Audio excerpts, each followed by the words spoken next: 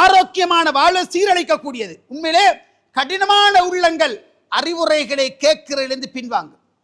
சில பேருக்கு பயானிகள் கேட்கவே கேட்கலாம். அல்லாஹ் பாதுகாக்கணும். பயான கேட்டாலே எரிச்சலா வரும்.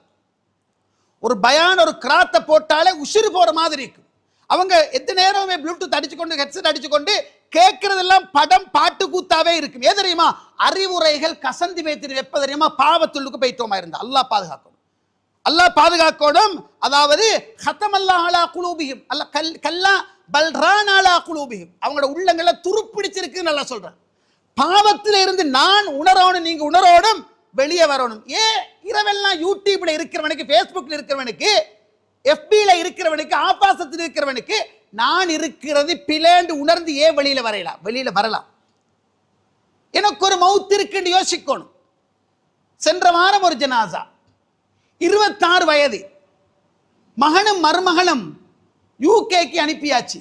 பல வருடங்களாகி 26 வயசுல ஒரு குழந்தை கிடைக்குது. கேள்விப்பட்டிருப்பீங்க, குழந்தை கிடைக்குது. 26 வயசுல குழந்தை கிடைச்சி அந்த தாய் குழந்தையை வச்சு பால் ஊட்டி கொண்டு கணவனோட பேசி கொண்டிருக்கிறார். எங்க மனைவி பெட்டில் உட்கார்ந்து குழந்தைக்கு பால் ஊட்டி கொண்டு கணவனோட பேசி கொண்டிருக்கிற நேரம் அப்படியே குழந்தை அப்படியே கீழே வளைஞ்சு கொண்டு குழந்தை விழப்போகுது. கணவர் ஓடி போய் குழந்தையை பிடிக்கிறார். அங்கே விழுந்த தாய் மரணிக்கிறார். இன்றைக்கு தான் ஜனாசா கிடைச்சிக்குது. இன்றைக்கு தான் ஜனாசா அடக்குவாங்க. அங்கதான் அடக்குவாங்க. உறவுகளே, நினைச்சு பாருங்க வாழ்க்கையை. வலது கால தூக்குறனுக்கு இடது கால தூக்குறதுக்கு சந்தர்ப்பம் இல்லைன்னு அடிக்கடி சொல்லுவேன். இதுதான் உறவுகளே.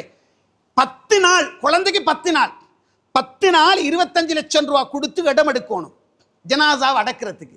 நான் கேட்கிறேன் உறவுகளே, எப்படி ஒரு மரணம்? அல்லாஹ் மஃபிர்லஹா. நான் அதாவது மரணம் சொல்லி வாரதல்ல, பாவம் என்பது எங்களை மரண சிந்தனை எங்களை தூக்கி கொண்டே போகும். அந்த சிந்தனையே இல்லாமல் ஆக்கும். நிரந்தரமா வாழ வந்த மாதிரி ஒரு ஃபீலிங் ஏற்படுத்தும். ஒன்றை தட்ட தட்ட தட்ட பார்த்து பார்த்து பார்த்து பார்த்து பார்த்து எங்கேயோ ஒருத்தவங்களுக்கு பைத்திருவோம். உண்மையில இன்னல் ஹசனாத் இது ஹிப்ன செய்யார், நிச்சயமாக நல்லறங்கள் தீவினைகளை போக்கி விடும் அல்லாஹ் தஆலா குர்ஆன்ல சொல்றான். உலகத்துல பாவம் செய்யாம யாருக்கும் வாழலாம். பாவம் என்பது தற்செயலாக வருவது பாவம். திட்டமிட்டு செய்வது அது நாங்களாக ஏற்படுத்திக் கொள்ள. திட்டமிட்டு எல்லாரும் சேர்ந்து அதுக்குண்டு நேர்மடுக்கி, அதுக்குண்டு நடச்சி, அதுக்குண்டு உடுத்து, அதுக்குண்டு போறது பாவம் வேற. எதேச்சையாக வர்றது வேற.